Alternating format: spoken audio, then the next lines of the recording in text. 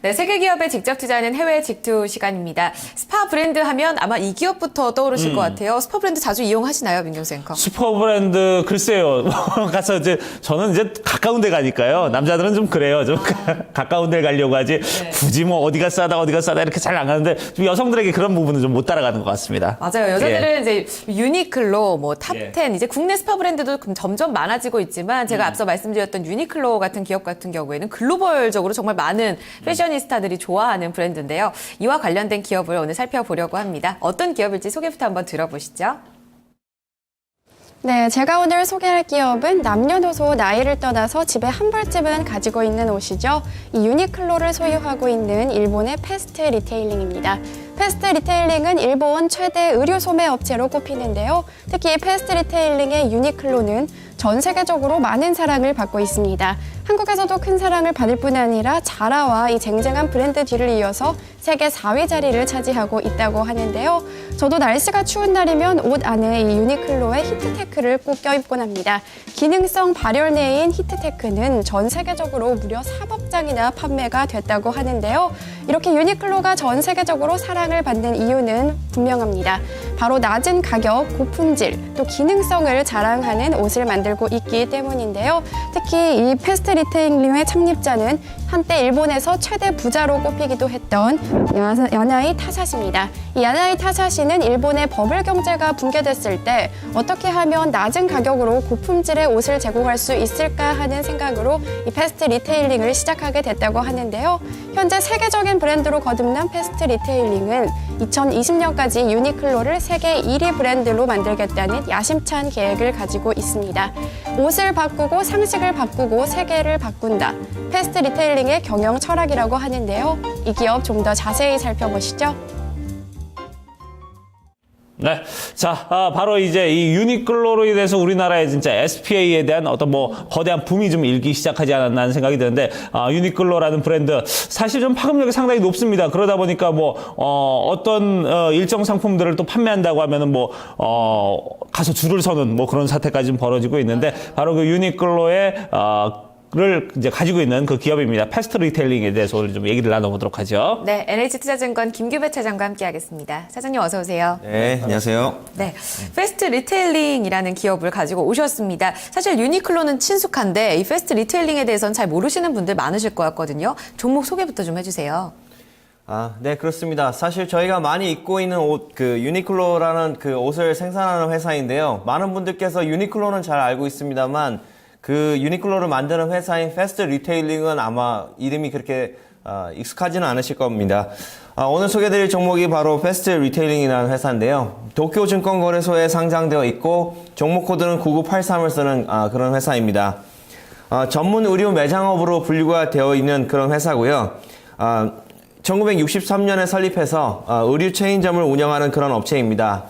SPA 브랜드 유니클로가 가장 유명하고 또한 유니클로 외에도 티어리 등 그 기존의 그 의류 브랜드를 많이 보유한 그런 회사로 매우 유명합니다. 1999년에 도쿄증권거래소에 상장이 되어 있고 이제 그 아베 정부가 이제 계속해서 유럽의 양적 완화에 영향을 받고 또다시 추가적인 양적 완화를 하지 않을까 이렇게 지금 기대가 조금 되고 있는 그런 상황입니다. 이런 상황에서 그 글로벌 브랜드로서의 그 어떤 그 성장을 계속하고 있는 그런 기업으로서 한번 관심 있게 보셔야 될 것 같은데요. 내일이 발렌타인데이죠. 아마 여성분들께서 많이 초콜릿과 함께 가장 만만하게 선물할 수 있는 그런 옷이 아닌가 그런 생각도 듭니다. 네. 히트텍이 겨울에 또 딱이었잖아요. 근데 그렇죠. 이제 봄옷으로 바뀌면서 진짜 뭐 예쁜 아이템들도 많기 때문에 이런 선물로도 아주 딱인 것 같습니다. 좀 힌트도 주셨는데 패스트 리테일링 지금 사업 부문을 보면은 띠어리 얘기도 하셨거든요. 근데 유니클로 사업이 워낙 커서 좀 잘 알려지지 않은 부분도 있는데 사업 부분이 어떻게 좀 나눠져 있어요? 네, 패스트 리테일링 같은 경우에는 사업 부분을 굉장히 이해하기는 쉽습니다. 유니클로 사업 부분이 전체의 81% 정도 사업 부분을 차지하고 있고, 티어리를 비롯해서 나머지 글로벌 브랜드의 사업 부분들이 18.2% 정도 차지를 하고 있습니다. 이 유니클로 사업 부분과 관련돼서 저도 굉장히 궁금해서 어제 한번 매장을 찾아봤습니다. 그래서 매장에 계신 점원분한테 다른 그 의류 브랜드하고 차이가 무엇인가, 왜 유니클로를 사람들이 선호하는가에 대해서 여쭤봤더니 그 직원분이 그런 얘기를 하시더라고요. 가장 만만하고 편안하게 다가갈 수 있기 때문에 굉장히 친숙하고 어떤 가격 대비 그런 효율이 굉장히 높은 그런 장점이 있기 때문에 계속해서 사람들의 그 구매가 이어질 것으로 이렇게 보고 있다. 그렇다면 그 전 세계적인 그런 이런 추세가 계속될 것인가? 질문을 주신다면 예, 그렇다라고 말씀을 드릴 것 같습니다. 계속해서 이렇게 스파 브랜드죠. 이렇게 패스트 리테일링 같은 회사, 그리고 뭐 우리나라에도 진출해 있습니다만 자라 같은 그런 회사들이 계속해서 앞으로 그 성장이 이어질 것으로 예상이 되고 있습니다. 네. 저는 이제 유니클로 매장을 가면은 일단은 뭐 점원들이 이제 고객들에게 큰 부담을 안 준다는 부분이 이제 가장 장점이 아닌가 하는 생각이 들고 내가 편하게 이제 의류 매장을 갔을 때 입어보고 싶단 말이죠. 이제 그런 부분에서도 뭐 입어보고 또 편하게 좀 그렇게 구매를 할 수 있는 그런 장점이 있는 그런 게 아닌가. 그리고 이제 무엇보다 좀 가격적인 경쟁력이 이제 있다는 부분이 이제 유니클로의 어떤 장점이 아닌가 하는 생각이 드는데 이렇게 사업 부분 좀 살펴봤습니다. 자, 그럼 이제 숫자적인 부분으로 좀 들어가 보도록 하죠. 이제 주가의 어떤 최근에 좀 흐름과 수익률은 좀 어땠는지 이런 부분도 좀 짚어주시기 바랍니다. 네. 3년 전에 사실 그 아베 정권이 어떤 양적 완화를 시행하기 전까지만 해도 뭐 주가 흐름은 그냥 뭐 평범한 그런 주가의 흐름을 보였습니다만 사실 이 양적 완화를 시행하고 나서부터 본격적으로 주가가 탄력을 갖기 시작했습니다. 3년 전에 이 회사의 주가가 15,630엔밖에 하지 않았습니다. 당시에 투자하셨다면 약 183%의 수익률을 기록하셨을 것 같은데요. 1년 전에만 투자하셔도 약 18% 정도 기록하실 수 있습니다. 1년 전에 주가도 37,335엔 정도 기록을 하고 있어서 이런 회사들을 투자한다는 것 자체가 조금 기회비용의 손실이 아닌가라고 이렇게 생각하실 것 같은데요. 사실 시간이 지나놓고 보면 굉장히 그 주가는 오르는 그런 현상이 있습니다. 사실 매일매일 그렇게 극적인 그런 변화는 없지만 계속 꾸준히 올라갈 수 있는 그런 성격의 주식이기 때문에 눈여겨보셔야 될 것 같고요. 최근 3개월 이전의 주가가 41,430엔이었습니다. 이 가격 정도면 지금 현재도 굉장히 좀 약간 횡보를 하고 있는 그런 가격대인데요. 다시 한번 주가가 다시 레벨업을 할 수 있을 만한 그런 촉진 요인이 아베 정권이 다시 한번 만들어주지 않겠는가 이런 생각이 듭니다.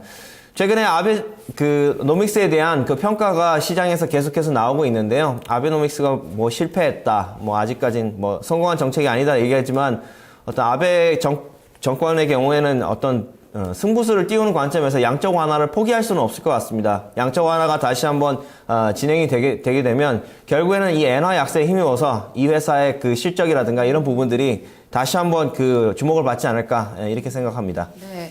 이 유니클로 같은 경우에는 우리나라 의류 업체가 중국 소비 모멘텀으로 정말 많이 고공행진을 했었잖아요. 유니클로도 중국에서 굉장히 인기가 좋을 것 같거든요. 실적에는 어떤 영향이 있을지 그리고 최근 추이와 전망도 같이 좀 짚어주시죠. 네.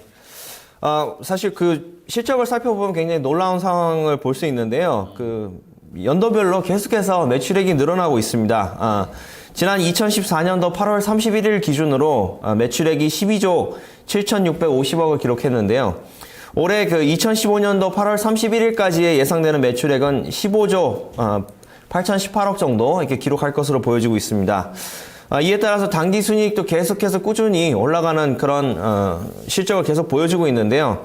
2017년도까지는 매출액이 약 18조 9,861억 정도 기록을 해서 영업이익률은 약 13%대를 계속 유지를 할 것으로 보여지고 있습니다. 그렇다면 어떻게 보면 지금이 주가의 매수 타이밍이 아닌가 하는 생각이 드는데요. 그럼에도 불구하고 우리나라의 대부분의 투자자분들이 사실 일본 주식에는 많이 관심이 없습니다. 그렇지만 좀 마음을 열고 좀 보셔야 되는 것이 아닌가 이런 생각이 듭니다. 네. 네. 자, 이렇게 저희가 실적에 대한 좀 얘기도 나눠봤습니다. 자, 그러면 이제 이 유니클로 앞으로의 좀 어떤 투자에 대한 어떤 매력을 어떻게 좀 우리가 갖고 좀 체크를 좀 해봐야 될까요? 네, 앞서 제가 매장 다녀온 경험을 말씀을 드렸는데요. 고품질의 의류와 경쟁력 있는 가격을 무기로 계속해서 고성장세는 유지될 것으로 보여지고 있습니다. 특히 저희 NH투자증권 리서치 센터의 자료에 따르면 1분기 연결 기준 영업이익이 약 39% 정도 성장할 것으로 예상을 하고 있고요. 또한 해외 매출 모멘텀도 계속해서 늘어날 것으로 보여지고 있습니다. 브랜드 인지도도 계속해서 상승해서 누구나 쉽게 편하게 다가갈 수 있기 때문에 어떻게 보면 자기도 모르게 그냥 알아서 손이 가는 형태의 매출이 이루어지지 않을까 이렇게 보여지고 있습니다. 그리고 마지막으로는 어제 제가 회사의 홈페이지를 통해서 살펴본 부분인데요. 계속해서 주주 친화적인 정책을 이어가고 있습니다. 아마 표에서 보시는 것처럼 패스트 리테일링에서 계속해서 배당이 꾸준히 늘어나고 있는데요. 아마 시세 차익뿐만 아니라 배당에 대한 그런 부분도 기대할 수 있는 그런 주식이라는 판단이 들어서 한번 적극적으로 고려해 보시는 건 어떨까 생각됩니다. 네. 알겠습니다. 자, 그래요. 유니클로에 대한 어떤, 우리가 이제 매력을 갖고 있는 게 무엇보다 이제 아까 가격이라고 말씀을 드렸는데 그러다 보니까 이제 국내의 어떤 의류 브랜드의 어떤 거품 논란 이런 부분에 대해서도 좀 한동안 좀 끌고 왔던 게 바로 이 유니클로입니다. 자, 결국은 뭐 좀, 연예인들이 또 이 유니클로를 입고 있어도 참 멋있는 걸 보면 결국 이제 패션의 완성은 좀 얼굴이 아닌가 하는 이런 생각이 드는데 자 그래요 좀 우리가 좀 오늘 유니클로에 대해서 쭉 얘기를 나눠봤는데 일단 그럼 외국계 기관들은 좀 어떤 매력을 갖고 있나요? 네, 외국계 기관 같은 경우에는 좀 약간 상반되는 의견을 갖고 있는데요. 두 개 회사만 말씀을 드리겠습니다. 골드만삭스 같은 경우에는 중립 의견으로 43,000엔을 목표가로 내세웠고요. 노무라 같은 경우에는 매수 의견 51,000엔까지 올라갈 수 있다 이렇게 보고 있습니다. 어제 주가가 44,305엔에 맞췄기 때문에 두 회사 중에 어느 회사가 맞을지는 모르겠는데요. 아무래도 일본 내에 있는 노무라가 조금 더 정확하게 알고 있지 않을까 이런 생각도 듭니다. 노무라의 의견이 맞다면 51,000엔까지 이렇게 상승 여력이 있다. 뭐 괜찮은 의견인 것 같습니다. 네. 네, 아까 실적 전망 나왔을 때도 올해가 굉장히 폭발적으로 좀 좋을 거라는 전망을 살펴주셨거든요. 이런 흐름을 본다면 노무라 증권에 저도 한 표를 던지고 싶다는 생각을 해봅니다. 지금 차트 한번 봐주시면서 앞으로 전략을 좀 어떻게 가져갈지도 참고해 주시죠. 네. 이 회사 같은 경우에는 양적 완화의 소식이 전해지면서 한 단계 레벨업하는 그런 주가 형태를 보이고 있는데요. 네. 좀 장기간 횡보를 하다가 올라갈 때 한꺼번에 폭발적으로 올라가는 그런 특성이 있습니다. 그래서 의류 회사답지 않게 급격하게 상승하는 이런 부분들을 확인하실 수가 있는데요. 지금도 타이밍상 주가 흐름이 계속 횡보를 하고 있다가 어제 조금 급하게 좀 올라가는 그런 부분이 있어서 단기적인 투자, 중기적인 투자, 그리고 장기적인 투자 이 세 가지 목적에 다 부합하는 종목이라는 생각이 듭니다. 그래서 사실 의류 업체가 그렇게 서프라이징한 그런 모습은 잘 갖고 있지는 않지만 이 회사는 그런 관점에서도 눈여겨보셔도 괜찮은 회사다는 생각이 듭니다. 그래서 관심 종목에 한번 넣어두시고, 일본이라고 해서, 미국이나 홍콩, 중국 쪽에 많이 투자하시겠지만, 일본도 좋은 기업들이 많다는 사실을 꼭 잊지 마셨으면 좋겠습니다. 네. 단기, 장기, 중기 모두 좀 투자로 적합한 그런 종목이다 이렇게 짚어주셨고요. 오늘 저희가 일본 도쿄 증시에 상장이 돼 있는